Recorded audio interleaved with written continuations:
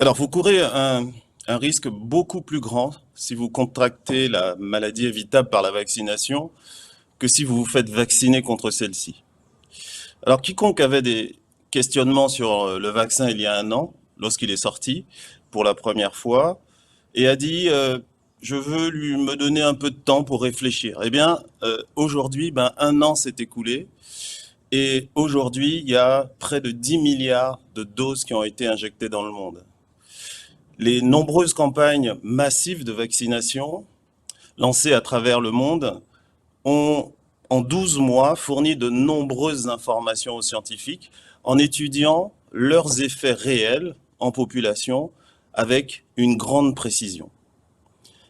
Par exemple, l'analyse des données, de ces données de vaccination et de suivi des personnes vaccinées montre qu'aux Antilles, en Guadeloupe et en Martinique, que cette vaccination protège du risque d'hospitalisation dans 94% des cas.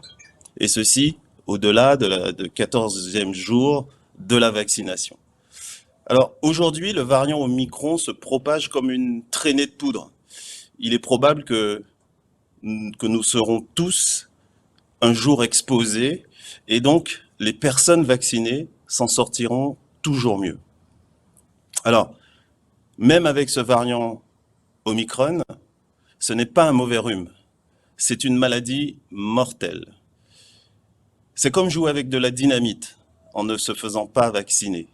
Même dans les cas les plus légers, même avec ce variant Omicron, ça vous laisse des gens affaiblis pour ceux qui ont contracté le virus, affaiblis pendant 2 jours.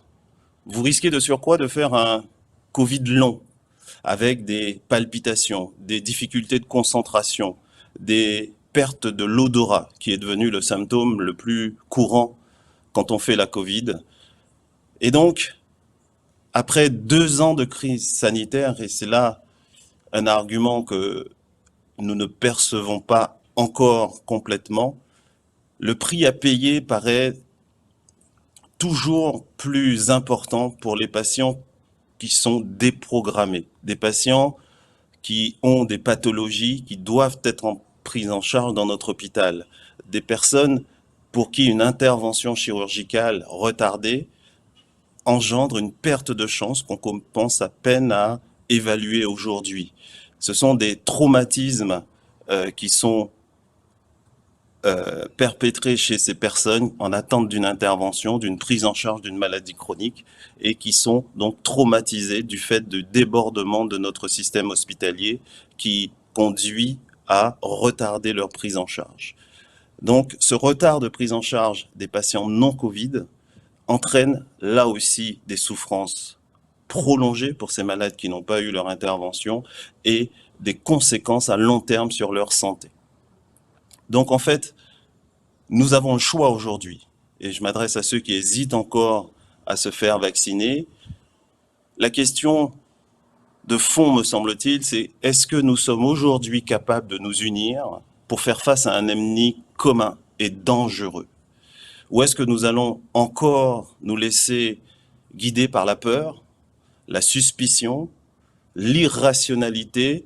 Est-ce qu'on va la laisser nous distraire et nous diviser? Ou alors, nous allons aujourd'hui refuser de subir cette épidémie et décider d'agir. Et les 200 personnes en moyenne qui vont se faire vacciner pour la première fois en Martinique, me semble-t-il, font un acte citoyen, éthique et responsable.